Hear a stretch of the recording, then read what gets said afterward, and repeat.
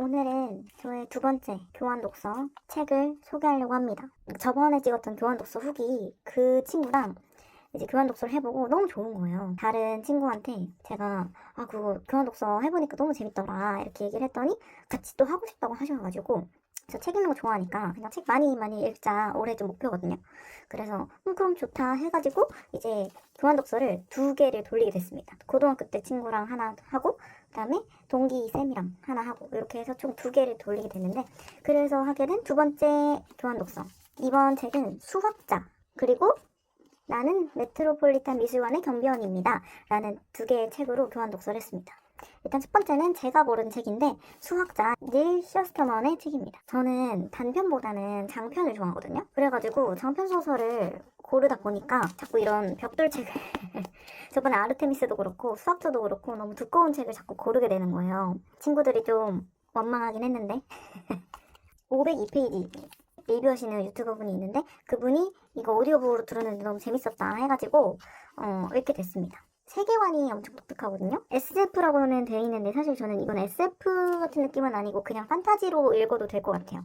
프로젝트 헤일메리나 아르테미스처럼 고증이 중요한 그런 소설은 아니어가지고 그냥 판타지라고 생각하시면 좋을 것 같습니다. 이 수학자라는 책의 배경은 사람들이 죽지 않는 시대가 온 거예요. 과학이 엄청 발전해가지고 심지어 어느 정도냐면 어떤 사람이 높은 곳에서 떨어져서 막 온몸이 상산조각이 났잖아요. 그러면은 그 아스팔트에 있는 그 유해까지 긁어 모아가지고 그 사람을 재생시킬 수 있는 그 정도의 기술이 있는 시대입니다.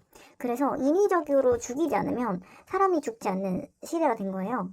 근데 이제 인구 수를 조절하지 않으면 그 사회가 돌아가질 않으니까 인위적으로 사람을 죽여야 하는 시대가 된 거죠. 그래서 사람을 죽이는 직업을 만들었는데 그 직업이 바로 수학자입니다. 사람을 합법적으로 죽이는 일을 수학이라고 부르게 된 거죠. 수학자는 지역별로 여러 명이 있고 각각 할당량이 있는데 할당량을 채우면 되고 그 방식은 수학자 나름의 신념과 그런 거에 따라서 합니다. 근데 어느 날 이 패러데이라는 수학자가 있었는데 이 수학자가 시트라라는 소녀, 그 다음에 로원이라는 소년을 이제 수습생으로, 견습생으로 스카우트를 해와요. 그래서 그 둘이 수학자가 되기 위한 훈련을 받게 되는데 그 패러데이가 엄청 FM적인 수학자거든요. 수학자 세계에 고더드라는 대량 학살을 좋아하고 막 이런 수학자가 있는데 그 수학자의 견제 때문에 이 시트라랑 로원을 동시에 수습생으로 데리고 있는 패러데이가 저격을 당해요. 그래가지고 이제 시트라랑 로원 둘 중에 한 명만 수학자가 될 수 있다라고 하면서 둘 중에 한 명이 수학자가 되는 순간 너희는 죽어야 된다, 이런 불합리한 조건을 걸거든요. 수학자가 되기 위해 훈련을 받고 서로 경쟁하고 이러는 과정에서 어떤 일이 벌어지는지 그거에 대한 얘기입니다. 그래서 이 책은 재미는 있었습니다. 두껍긴 한데 재미있어서 그래도 좀 빨리빨리 읽었고 설정이 좀 흥미진진하고 그리고 내용이 되게 쉽게 써 있어요. 그래가지고 빨리 읽었습니다. 처음에 이 두께를 보고 교환 독서 선생님이 너무 두껍다고 읽기 싫다고 막 그랬는데 막상 읽으니까 또 빨리 읽었다고는 하더라고요. 그래서 저는 5점 만점에 4점 정도 줬습니다. 재밌게 읽었습니다. 사실 중간중간에 좀 아쉬운 부분이 설명을 막 디테일하게 해주진 않아요. 떡밥을 막 다 회수하거나 그렇진 않아요. 그리고 이게 수학자 시리즈거든요. 총 3권까지 있는데 2권, 3권을 읽어야 회수되는 것도 있고 사실 제대로 뭐 그다지 설명할 의지가 없는 부분들도 있고 이래가지고 디테일하고 막 변태같이 디테일한 점이 있고 이런 책은 아니지만 쉽게 읽히고 반전도 있고 스토리가 재밌어서 읽을만 하다. 좋았던 점은 여기 중간중간에 이렇게 앞에 챕터마다 이렇게 쭉쭉 이야기가 나오고 그 이야기가 끝나면 이런 식으로 수학자 퀴리의 일기라고 해서 수학자들은 일기를 쓰는 규칙이 있거든요. 그 자신의 신념과 이런 거를 담아서 일기를 쓰게 되어 있는데 이런 부분이 좀 생각할 거리들을 많이 던져주는 것 같아요. 죽지 않아도 되는 세계에서 이 수학자의 선택으로 사람들이 죽게 되는 거잖아요. 이 죽음을 직접 자신의 손으로 실행하는 사람들이 가질 수 있는 고민 같은 게 나와 있어서 신앙이나 종교나 이런 것들이 죽음이 없다면 의미가 있는 걸까? 뭐 이런 식의 좀 심오한 질문들을 던지는 그런 파트들이 나와서 저는 이 부분 좋았거든요. 독서 토론하기도 좋고 교환 독서하는 의미? 이것도 참 사람마다 그 후기가 다른 게 제 친구, 그러니까 이거 같이 읽은 쌤은 이런 부분들이 좀 너무 루즈했대요. 이 일기가 너무 자주 나오고 너무 루즈했다고 그러더라고요.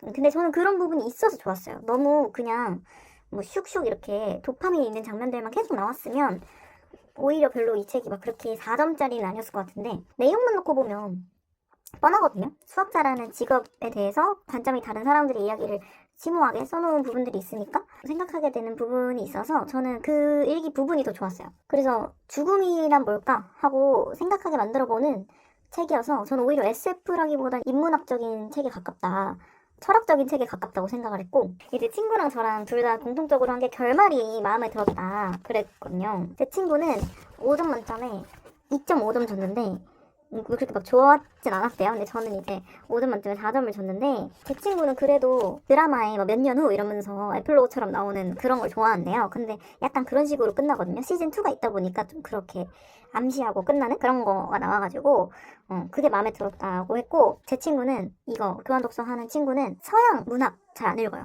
한국 문학만 거의 읽고 이 외국 작가가 쓴 소설 거의 안 읽고 이렇게 장편 잘 안 읽고 맨날 단편만 읽는 친구거든요. 그래서 취향이 저랑 진짜 반대예요. 저는 장편 소설 위주로 읽고 한국 작가 소설 잘 안 읽는단 말이에요.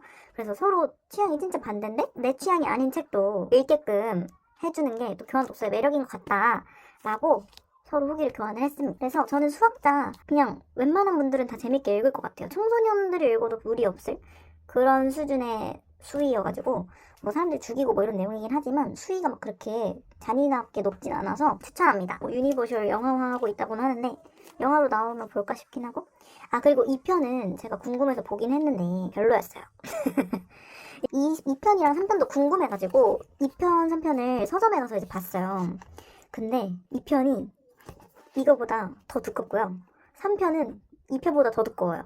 점점 두꺼워져. 진짜 3편은 두께가 한 이 정도 되는 것 같던데? 2편이 썸머헤드고 이제 3편이 종소리거든요? 수학자도 두꺼워서 제가 이게 읽기가 힘들었어요.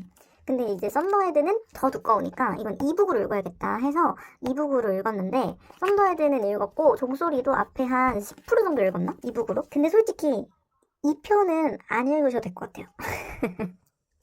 이게 1편 엔딩이 1편만 읽어도 깔끔하게 끝나거든요. 그래서 2편을 안 읽은 셈 치고 싶은 정도? 2편도 막 흥미진진해서 금방금방 읽긴 했는데, 그러니까 이 작가님의 큰 장점은 책장이 슉슉 넘어가게 잘 쓰시긴 해요. 가독성이 진짜 좋습니다. 그래서 2편도 엄청 두꺼운데 그냥 이북으로 막 빨리빨리 읽었거든요. 근데 결말이 최악이에요. 종소리는 결말까지 안 읽어서 모르겠지만 일단 썬더헤드 이 2편은 결말이 너무 별로였어요.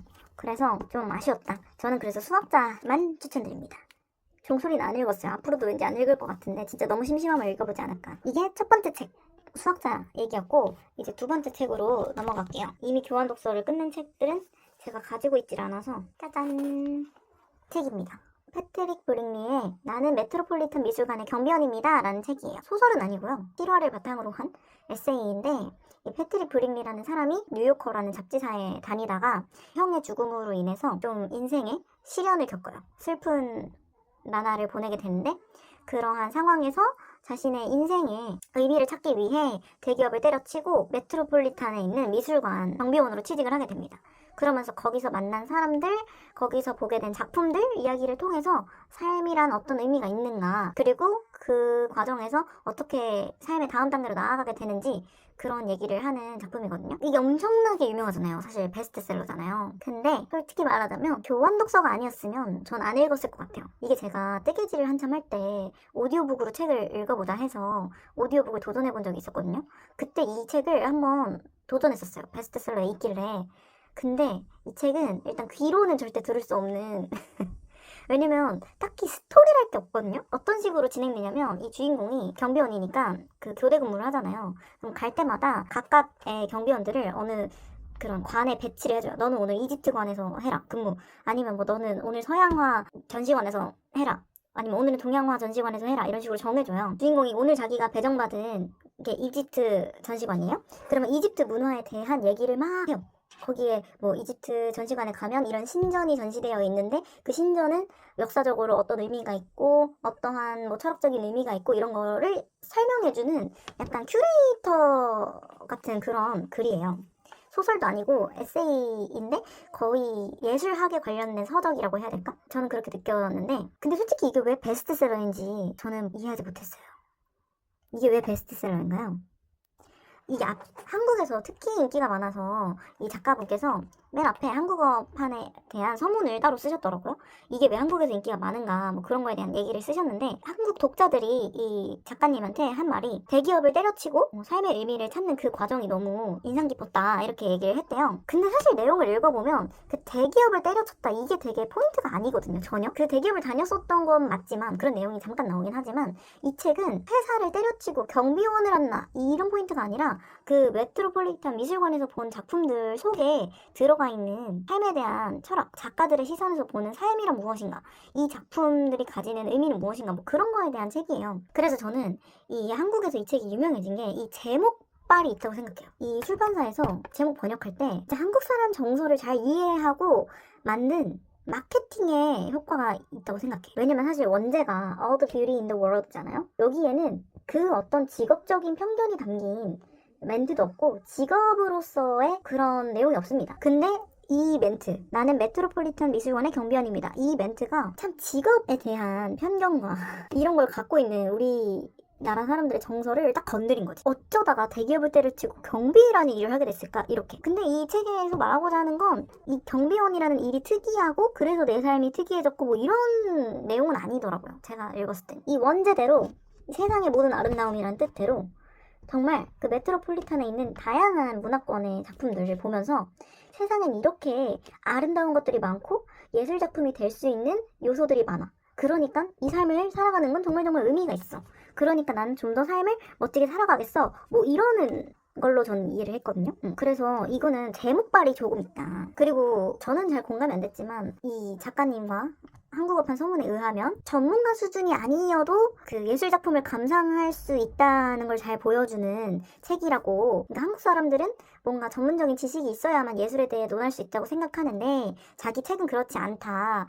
그래서 한국 사람들이 그런 예술을 바라보는 관점에 좀 더 감명을 받은 것 같기도 하다. 뭐 이런 내용이 서문에 있었단 말이에요. 근데 정말로 예술에 뭐 어떤 전문적인 지식도 없는 저 같은 사람의 입장에서는 이분은 전문가십니다. 예술 전문가십니다. 그래서 뭐랄까 좀 기만이었다? 이분이 자기는 예술에 대한 지식도 없고 뭐 그렇다고 했는데 알고 보면 어머니께서 이런 예술 관련된 일을 하셨고 미술관을 어릴 때부터 엄청 데려가서 그런 배경 지식이 어릴 때부터 있고 예술에 일가견이 있는 집이에요. 그리고 어쨌든 뉴요커라는 잡지사에 취직하실 정도로 그런 문화적인 거에 눈을 뜨신 분이잖아요. 그래서 나 같은 일반 독자랑은 사실 비견할 수 없는 사람이라고 생각해. 그래서 뭐 저는 그다지 공감되진 않았습니다. 이 책은 한 350페이지 정도 분량인데 너무 길어요. 그러니까 여기서 전달하고자 하는 메시지에 비해 좀 길어. 그러니까 제가 이 책을 잘못 이해한 거죠. 그러니까 스토리가 있는 작품 해설서로 생각을 하면 와 작품 해설서 치고는 재밌다 이랬을 것 같은데 이건 저는 뭔가 커다란 의미를 담은 에세이로 생각을 하고 읽었는데 에세이라기보단 작품 해설서에 가깝고 그리고 제가 이 책 읽기가 너무너무 힘들었던 이유가 있어요. 이 책은 그 서술된 방식이 진짜 문제인 게 옴니니의 해설이 정말 많이 들어가거든요. 어떤 여왕이 있어. 여왕의 초상은 어떻다 했다 이런 내용이 있으면 저는 그냥 이 내용을 읽고 싶거든요. 여왕의 초상이 어떻다 했다 이 내용을 읽고 싶은데 여기서는 이게 어떤 식으로 써있냐면 이 여왕이 있잖아요. 그러면 이 몇 년에 출생, 어디 출신, 어떤 업적을 가진 뭐뭐뭐뭐뭐뭐뭐 한 인물 하고 옮기니 이렇게 쓴 다음에 의 초상은 이렇게 돼 있는 거야. 이렇게. 그러니까 이렇게 끝날 수 있는 문장을 이렇게 써 있는 거예요. 이렇게. 부가 설명 있는 이 부분을 뭐 색깔을 달리하든지 아니면 글씨를 좀 작게 하든지 해서 내가 원하면 여왕의 초상은 이렇게 읽을 수 있게 해놓으면 모르겠는데 그런 게 아니고 본문의 글씨 크기랑 똑같고 색깔도 그냥 까만색으로 똑같고 이래가지고 이게 나는 집중이 도저히 안 되는 거야. 설명을 하다가 중간에 갑자기 딴소리를 계속 섞어서 하니까 이 작가가 하고 싶은 말이 여왕의 초상은 뭐 아름다웠다 이런 내용이면은 여왕 누구누구의 초상은 아름다웠다 이거니까 그래서 이 문장이 여왕의 초상은 아름다웠다 라는 게 들어오질 않는 거죠 눈에. 옴기니의 말 있죠. 이 옴기니의 말이 한 페이지에 한 개 이상씩 무조건 있고 심지어 엄청 길어요. 최소 2문장씩. 두 줄씩 있어. 최소 두 줄씩. 그래서 전 너무 힘들었어요. 차라리 괴테는 모든 것을 말했다처럼 밑에 각주 달려있는 게 나은 것 같아. 괴테는 모든 것을 말했다는 차라리, 그러니까 각주가 많아서 부담스럽긴 했지만 그 내용을 이해 못하게 막 흐름을 끊는 정도는 아니었거든요. 근데 이거는 이 작가분은 옹기니의 말이 없으니까 이렇게 썼겠지. 근데 이 옹기니의 말, 옹기니가 너무 이렇게 써놨어. 이 편집을 나는 바꿨으면 좋겠어요, 솔직히. 이 괄호를 뭐 좀 연하게 하든지 색깔을 바꿔서 넣으시든지 아니면 글씨 크기를 조금 줄이시든지 원하는 사람만 읽을 수 있게 옹기니의 말을 좀 편집을 해주셨으면 좋겠어요. 이게 너무 그냥 본문처럼 생겼어요. 그래서 뭐지 하고 집중해서 읽다 보면 가니까 옹기니의 말이야. 안 읽어도 크게 내용 이해하는데 지장 없는 그런 거 있잖아. 그래서 결론은 나는 메트로폴리탄 미술관의 경비원입니다. 이 책은 제 스타일은 진짜 아니었어요. 너무 힘들었어요, 읽는 게. 나중에는 그냥 주인공이 미술관에서 만난 같이 일하는 사람들에 대한 얘기나 관람객들에 대한 얘기, 이런 배경 지식 없어도 이해할 수 있는 그런 부분만 골라서 읽고 나머지는 그냥 막 넘겨가면서 읽어가지고 사실 이 책의 한 3분의 2 정도는 작품 해설이고 그 3분의 1만 그 작가의 생애에 대한 얘기거든요. 다 읽긴 읽었는데 이해를 3분의 1만 했어요. 네, 단편 에세이 정도로 압축해서 전달했어도 메시지는 비슷하게 전달되지 않았을까, 저한테는. 그리고 이 제목에 낚인 한국인들이 꽤나 있을 것 같다. 이 책이 그렇게까지 베스트셀러인 이유는 모르겠습니다. 좀 아쉬웠습니다. 5점 만점이면 저는 한 1.5점? 그래도 2점? 왜냐면 제가 예술적인 소양이 부족한 걸 수 있으니까 2점 정도 드리겠습니다. 근데 솔직히 개인적인 경험이니까 저는 1.5점 드리고 싶네요. 네, 이번 독서는 어쩌다 보니까 이렇게 빨간색 책만 읽게 됐는데 이렇게 두 권에 대한 리뷰를 해봤습니다. 저의 두 번째 교환 독서 후기 여기서 마치고요. 다음번에는 좀 더 성공하는 책들이 많이 있었으면 좋겠어요. 교환독서 책 거의 다 지금 제 취향인 건 수학자밖에 없어가지고 수학자는 재밌긴 했는데 나머지는 그냥 뭐 저냥 그래가지고 다음엔 좀 더 마음에 쏙 드는 책이 나올 때까지 교환독서는 계속됩니다. 여기서 마치겠습니다.